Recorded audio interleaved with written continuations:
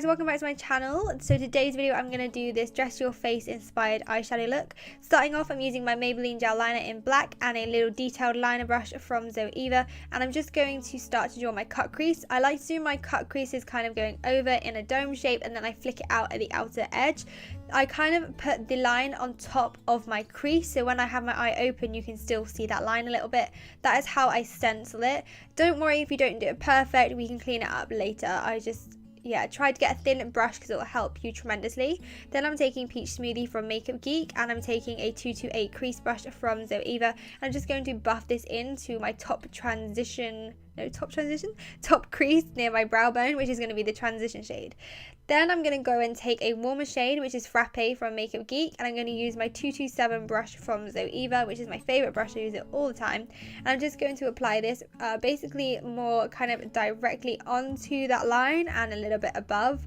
Again, using circular motions and windscreen wiper motions will just ensure that that shadow is going to blend really nicely. I prefer blending top to bottom when it comes to the cut crease rather than trying to blend out that line first, because it's so much harder to do it that way than this way.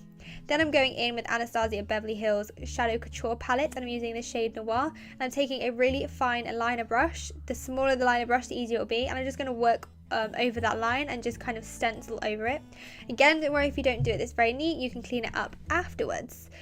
This is just going to help with the blending process. We're just going to kind of diffuse that brown pomade, because obviously that's a liquid and it's rather cream, so it would be harder to blend out. So by putting the eyeshadow on top, it ensures it's going to blend much better.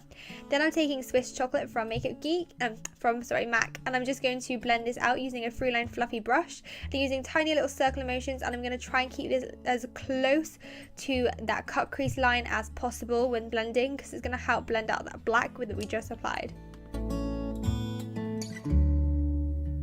Then taking Frappe on my brush again, I'm just going to make sure that those colours are all blended nicely together and you're not going to get any harsh lines.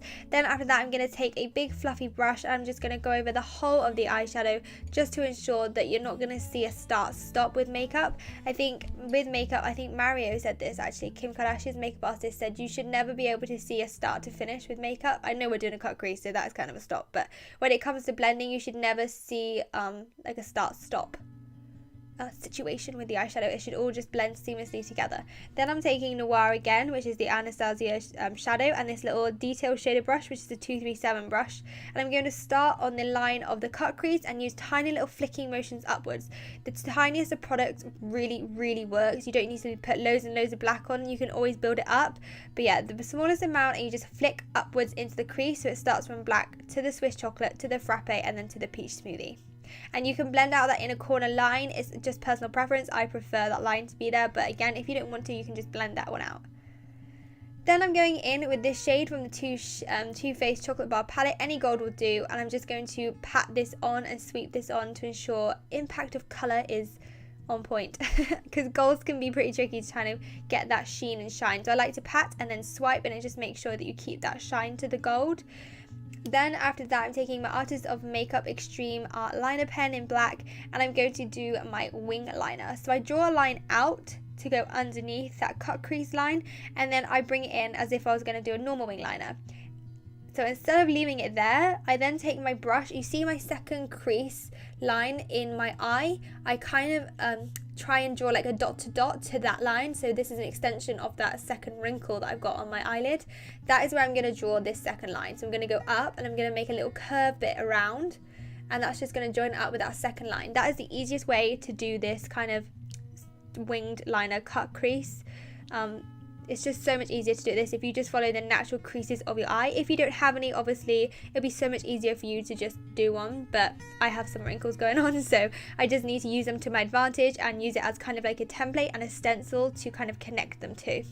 Then after I've drawn that, I'm going to go across my eye making a liner. I just think it looks so much neater when you have like a liner across your eye. It makes the eye look bigger as well, and cut creases can make the eye look small, so this is another great tip to open up your eye. Then I'm taking Noir again, and I'm going to take it on like a little crease brush. So this is from Makeup Addiction, and I'm just going to blend out that where we put the liner. I'm just going to blend it out into the gold eyeshadow, so it just has that nice gradient effect. And again, you can go in with the eyeliner if you feel like you need to adjust anything. I wanted my line there a little bit longer. Then I'm taking Morocco from the palette and a pencil brush, and I'm just going to apply this underneath my lower lash line, blend it all the way out from inner corner to outer corner, and I'm going to put 2 coats to get a really nice warm under like lower lash line.